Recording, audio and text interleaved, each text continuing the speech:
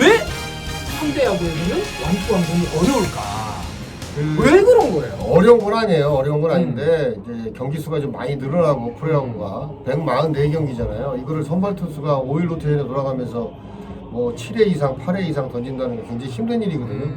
또 부상의 염려도 있고 프로야구 초창기에는 뭐 여러분들이 잘 아시겠지만 선동열 선수 또 최동원 선수가 맞대결하면서 뭐 130개, 140개 던진 적도 있었어요.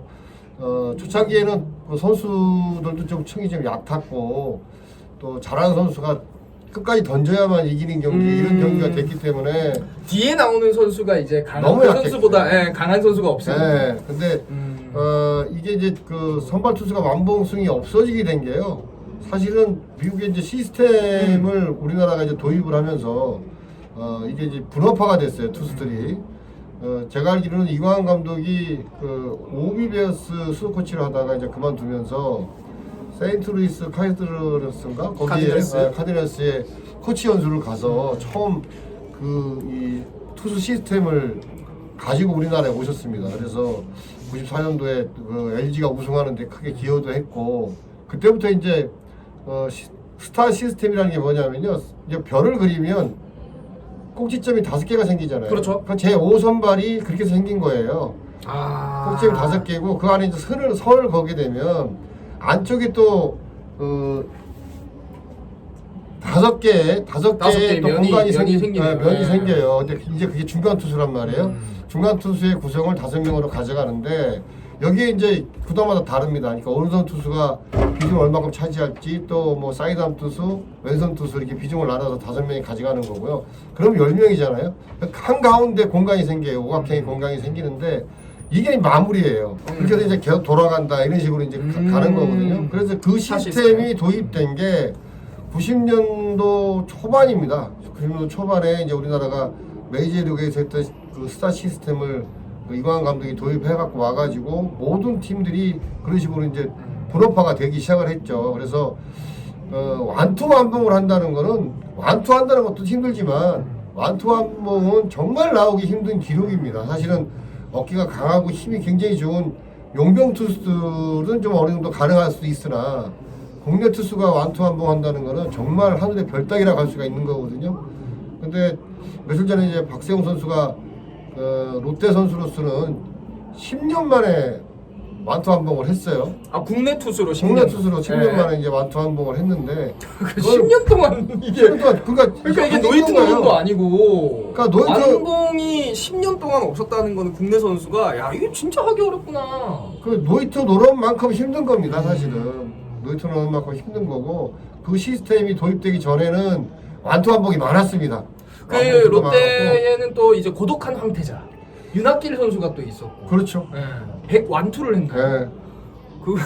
그런 선수들은 정말 어떻게 던지는 거예요? 그러니까 투구수 제한이 있으면서 최근에는 선수 이제 부상을 방지하기 위해서 투구수 제한을 둡니다. 그러니까 100개죠. 100개 정도로 딱 두거든요. 그리고 힘이 없을 경우는 막 90개, 뭐 더 없을 때는 80개 정도로 이제 끊어가는데 그런 시스템이 도입되다 보니까 완투 완봉은 선수들이 감히 생각할 수도 없는 부분이 아닌가 그렇게 생각이 되고요.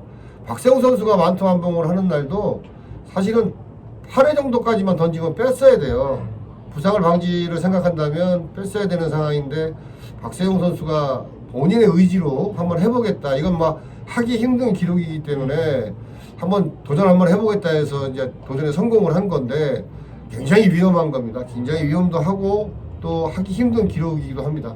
선수들에게 물어보면 투수들이 투구수보다는 이닝 그러니까 그렇죠. 이닝을 쉬었다가 다시 새로운 이닝에 돌입하는 이 이닝을 많이 가져가는 게 굉장히 더 어렵다. 더 어렵죠. 이야기를 많이 하잖아요. 네, 그러니까 그 최근에는 이제 프로야구 선수들이요. 그 마무리 캠프나 스프링 캠프 때 이제 투수들 같은 경우 이제 연습을 하게 되면 옛날에는 한 선수가 마운드에 올라가서 한 50개, 60개 던지고 이제 끝하고 이제 연습을 끝냈어요. 근데 지금은 그렇지 않습니다. 지금은 한 20개 정도, 15개 정도 던지고 또 나와서 한 20분 쉬고 있다가 다시 들어가서 또 던지는 연습 이런 연습들을 하거든요. 선발 투수들 그렇죠. 이제 시합하고 똑같은 시스템으로 연습을 하게 돼요. 그래서 아무래도 옛날보다 좀 좋아졌지만 선수들이 한번 마운드에서 땀을 흘리고 내려와서 한 10분이나 15분간 쉬고 있으면서 땀이 식은 상태에서 또 다시 올라가서 던진다는 게 진짜 힘들 것 같아요. 이게 보통 힘든 게 아니에요, 사실은. 진짜 힘들 것 같아요. 계속 이어지는 거 하고 그렇지 않고 끊겼다가 다시 그걸 또 이어서 던지려고 하는 거는 굉장히 힘든 일이거든요. 그래서 아무래도 뭐 선발이 그래서 힘든 게 아닌가 그렇게 생각이 됩니다. 그래서 뭐 돈도 많이 받고. 그렇죠, 돈도 많이 받죠. 네. 그때 저희가 그런 이야기를 했어요. 선수들이 이제 고등학교 야구에서는 완투완봉이 많잖아요. 많죠. 네, 근데 이제 프로가 더 힘들다라는 이야기를 해주셨는데 그거는 또 어떤 의미에서? 프로도 힘들고요. 최근에는 이 스타 시스템을 완전히 아마추어가 도입한 건 아니지만 우리나라 아마추어 야구도 투구수 제한이 있습니다. 투구수 제한이 있기 때문에 80개인가 뭐 그렇죠? 제한이 있고 또 그게 넘어갈 경우에 그 다음날 시합을 못 나가는 그런 규정도 있기 때문에 선수 보호 차원에서 우리나라 선수층이 아마추어부터 프로까지 굉장히 두터운 편이 아니에요. 그렇죠. 뭐 가까운 이웃 나라 일본만 따져도 오키나와라는 섬에 있는 고등학교의 수가 우리나라 전체 고등학교 야구팀의 수보다 훨씬 많습니다. 10,000개 정도 되죠? 일본은? 거의 배로 많아요. 네. 배로 많기 때문에 뭐 일본은 각종 대회가 막 봄에 한 번, 그다음에 여름, 가을에 한 번 이렇게 2번밖에 안 열리는 도시엔이 안 열리는 이유가 지방에서 예선전이 우리나라에 무슨 큰 대회 하는 것만큼 아주 치열하고 청룡기 이런 거죠. 네, 굉장히 치열하고 힘듭니다. 그렇기 때문에 뭐 가까운 일본만 해도 우리나라보다는 선수 수가 엄청나게 많은데 거기서도 투수 제한을 두고 있거든요. 그럼 우리나라는 특히 그걸 시스템을 다 가져가야죠. 그래야지만이 아마추어 때 잘 던지고 뭐 제1 지명을 받았던 선수들이 프로 와서 성공하지 못하는 경우가 그래서 생기는 거거든요. 고등학교 때 성적을 내려고 많이 던지고 부상이 온 상태에서 프로에 왔기 때문에 그 다음에 아주 유망주라고 했던 선수들이 오히려 프로 와서는 더 잘 못하는 그런 경우가 좀 생기게 돼요. 그래서 아마추어에서도 힘들지만 이제는 뭐 굉장히 힘듭니다. 아마추어에서 힘들고 프로에서도 정말 더 힘들죠. 이건 뭐 선수들 기량의 차이가 너무 많이 나요. 기량의 차이가 또 많이 나고 이게 분업화가 돼 있는 상태에서 혼자 끌고 간다는 게 이게 보통 힘든 게 아니거든요. 아무튼 박세웅 선수가 최근에 완투 완봉을 했는데 정말 대단한 기록을 세운 겁니다. 그러니까 참 이거를 저희가 이제 박세웅 선수의 어떤 기록을 기념하기 위해서 찍는 건데 이야기하면서 계속 생각이 드는 게 야 최동원 선수, 대단했죠. 윤학길 선수 이런 선수들은 뭐 박동희 선수, 최동원, 박동희, 윤학길, 이런 선수들은 손동열 진짜 뭐 대단한 선수들이었어요. 그리고 그때는 뭐 우리나라 프로야구 초창기는 80경기밖에 안 했습니다. 82경기밖에 안 했기 때문에 뭐 투수들이 또 장명부 선수 같은 경우는 오늘 완투하고요. 그 다음날 또 던졌어요. 뭐 그 정도로 했으니까 선수층도 얇았지만 저는 헬스장 하루만 가도 다음날 헬스 못 가거든요. 그게 근데 어떻게 3시간을 던지고 다음날 또 던지는 게 힘든 거예요. 그러니까 장명부 선수 같은 경우는 정말 특이한 선수라고 좀 생각이 돼요. 저 같은 팀에 있어봤지만 정말 특이한 선수고 그때만 해도 우리나라 야구가 이제 프로야구가 이제 일본 프로야구를 전혀 따라가지 못하는 정도의 차이가 있었으니까 장명부나 이런 선수, 김일용 선수 이런 선수들이 와서 좋은 활약을 했지 않았나 그렇게 생각을 합니다. 참 그리고 그때 당시에는 이제 구종도 다양하지가 못했잖아요. 그때는요. 뭐 거의 뭐 투피치잖아요. 그때는 슬라이더라는 개념도 없었어요. 처음에는 슬라이더가 도입된 게 90년도 중반, 90년대 초반 중반 정도 됐을 거예요. 이제 그 전에는 80년대 야구는 직구 아니면 커브였어요. 야, 근데 그 공을 가지고 어떻게 100개를 넘게 9이닝 동안 그러니까요. 그때는 뭐 지금은 장비도 굉장히 좋아졌습니다. 나무 배트도 그때는 929g 밑에 내려가는 방맹이가 없었고 배트가 지금은 뭐 880. 그러니까요. 지금 저같이 힘이 없는 키가 작은 덩치가 작은 선수들은 정말 버거웠거든요. 들고 치기가. 근데 옛날 야구의 기록을 보시면 힘이 굉장히 좋은 선수들 이런 선수들이 타격 성적을 좀 잘 냈고요. 투수들도 마찬가지예요. 엄청나게 체력이 좋은 선수가 강한 볼도 던졌지만 또 길게 던질 수 있었으니까 좋은 성적을 많이 냈습니다. 근데 최근에는 그렇지 않습니다. 최근에는 체력도 체력이지만 기술적으로 많이 발전을 했기 때문에 또 장비도 굉장히 좋아졌고요. 그래서 옛날 야구하고는 좀 많이 차이가 나죠. 근데 옛날에는 완투완봉이 좀 쉬웠다고 생각을 하는데 지금은 정말 힘들거든요.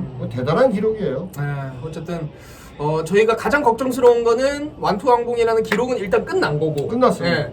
다음 경기에 올라와서 이 좀 많이 무리를 한 몸 상태가 좀 피해를 받지 않는. 그러니까 좀 오래 쉬었으면 좋겠고요. 저는 그 최근에도 여러 번 봤어요. 용병 선수들이 최근에 뭐 이름은 기억이 안 납니다만은 재작년인가 삼성에서 완투 한봉을 했던 선수가 라이블리 선수. 예, 완투 한봉을 하고 나서부터 그 다음 경기부터 엉망이 돼서 연패를 또 했고 그 다음에 그로 해서 또 계약을 못하는 그런 상황이 또 벌어졌는데 박세웅 선수가 117개를 던졌어요.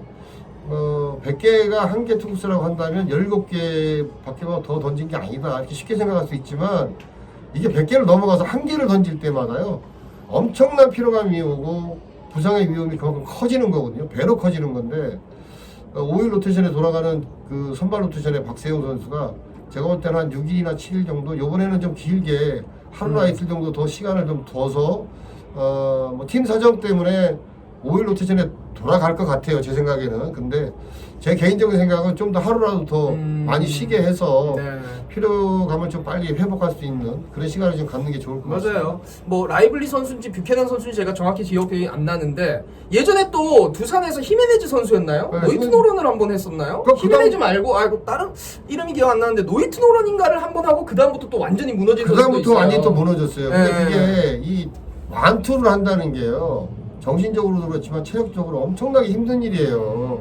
그래서 뭐 롯데 코칭 스태프가 잘 알아서 조절을 하시겠지만 박세웅 선수 본인도 몸 관리를 잘 해야 됩니다. 네. 이게 그 완투 한봉을 했다고 평소보다 더. 네, 들떠 있으면 안 되거든요. 그러니까 평소에 했던 일을 좀 줄여가면서 충분한 휴식을 좀 취해야 될 것 같습니다. 오케이, 알겠습니다. 어쨌든 우리 박세웅 선수 응원하겠고 구독과 좋아요 부탁드립니다. 감사합니다.